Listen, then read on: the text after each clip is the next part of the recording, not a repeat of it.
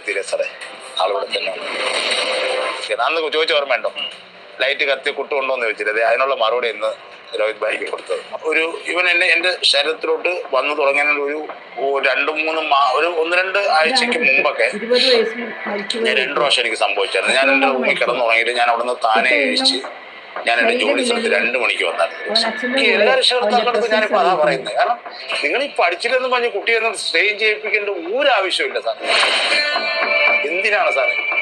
ഇപ്പം അവര് നമ്മളെ കൂടെ, നമ്മൾ മരിക്കുന്നത് വരെ അവര് നമ്മളെ കൂടെ ഉള്ളതാണ്. നമ്മൾക്ക് ഈ ലോകത്ത് കിട്ടാവുന്നതിൽ ഏറ്റവും വലിയ ഭാഗ്യവും കിട്ടാവുന്ന വലിയെന്ന് ഞാൻ പറയത്തുള്ളൂ സാർ.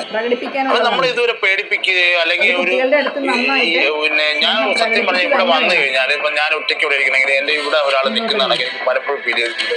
ഒരു നിഴലിണക്കം സംഭവിക്കുന്നുണ്ട്. ഇതെല്ലാം എനിക്കറിയാൻ കഴിയുന്നു. ഒരാളിങ്ങനെ നമ്മുടെ ബാക്കിൽ കൂടെ പോകുന്ന ഒരു നിഴലിണക്കം. പക്ഷെ അതൊന്നും എന്നെ പേടിപ്പിച്ചിട്ടില്ല. എന്നെ കൊണ്ട് ചിലവാക്കിയിട്ടില്ല. പോകുന്ന സമയത്ത് എനിക്ക് ഒരു കോടി ചിലവാക്കാൻ ഹോസ്പിറ്റലെന്ന് പറഞ്ഞിട്ട് എന്തിനാണ് സാറേ നമ്മൾ ഈ ഓടി നടത്തി കഷ്ടപ്പെട്ട് ഈ സ്വരൂപിച്ചിട്ട് ഒരു കാര്യമില്ല സാറേ. നമസ്കാരം. അബാക് മീഡിയയിലെ